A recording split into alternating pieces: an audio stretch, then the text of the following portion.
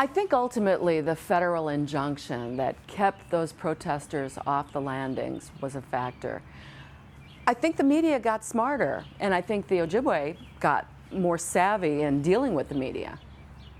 Some of these boat landings, which you would never ever see a mobile camera, all of a sudden you saw these huge trucks with satellite dishes in Minneapolis and Chicago and Milwaukee and Madison. And after a while it dawned,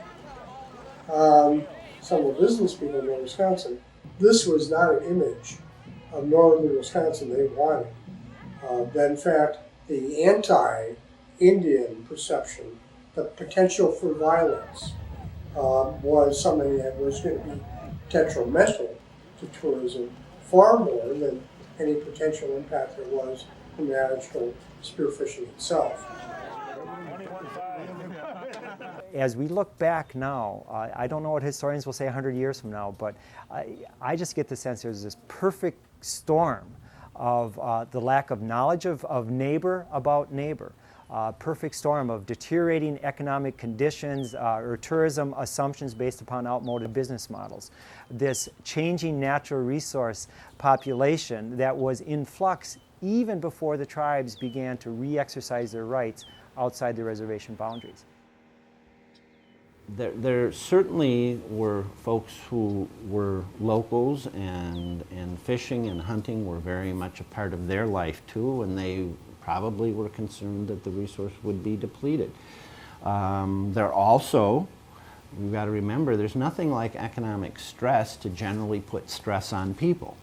And you tend to see crime rise during recession, and you tend to see divorces, family discord more in recession. So there were a lot of things on the outside that could conceivably have been pushing on the North as well.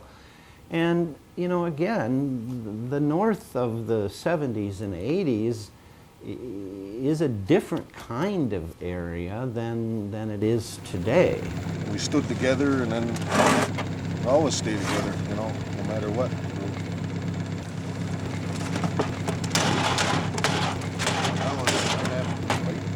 It's our rights, it's our federal rights, and that we didn't rape the lakes like what was accused at first. It's like we were going to spear every walleye in every lake around here, and that's what a lot of the, you know, misconception was, and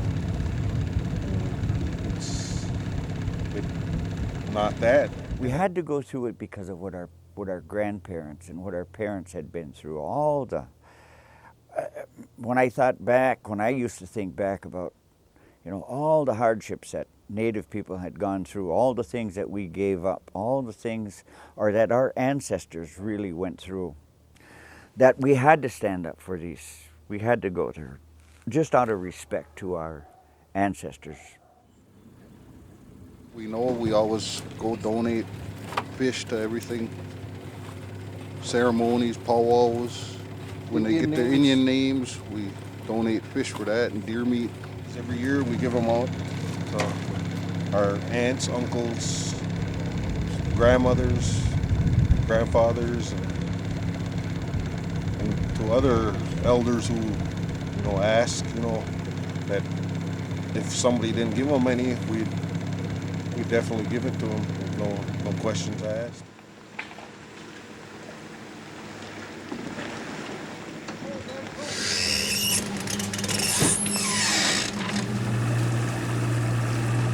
So it's a great honor to be out here and providing a service to the public of Wisconsin, not only to show that you know, Native people are still doing what culture was passed on from generation to generation. Now we're trying to preserve it now and for the next generation and the seventh generation beyond. So that's what I see myself doing, is, you know, we're out here as a service to the community of the tribes and the citizens of Wisconsin.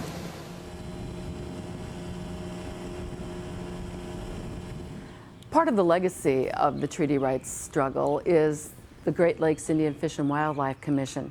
The courts had ruled that the Ojibwe, not the state, had the right to regulate the off-reservation harvest, and GLIFWC became the tool the Ojibwe set up to regulate that harvest.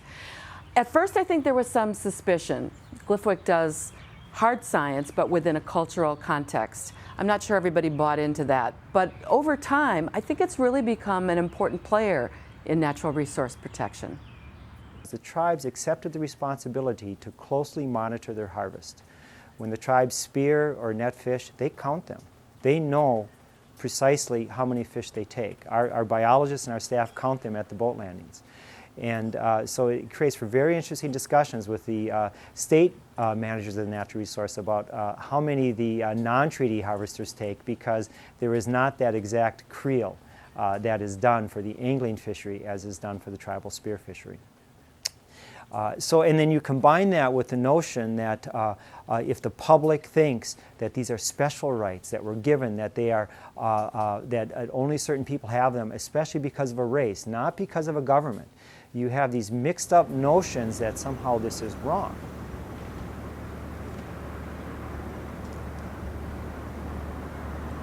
I think for the small staff that we have, we bring, we've been doing surveys on inland lakes for 20 years now, and we've got long-term data on dozens, scores of lakes. So we're watching them every year. Every fall we're looking at these lakes that the tribes and the non-Indians are harvesting from and trying to keep our finger on it. So we bring a lot of data. We've collected a lot of mercury data over the years. We've got lots of harvest information. If anybody wants to look at the biological impact of tribal harvest, it's there.